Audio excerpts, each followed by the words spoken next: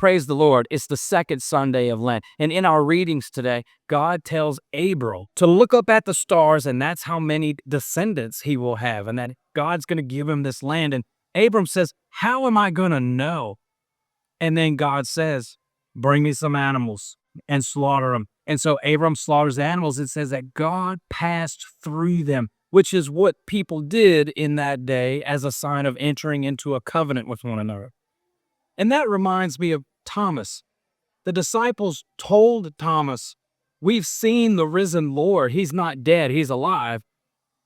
And Thomas says, I'm not going to believe that until I put my fingers in his wounds. And then when Christ appears again, he goes right to Thomas and says, look and see and put your fingers in my wounds. And so that's great encouragement for me, because it's a sign of God's faithfulness, and that God will always give us what we need in order for us to believe more fervently in him.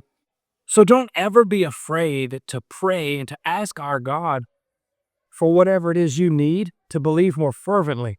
And then don't be surprised when he lets you know.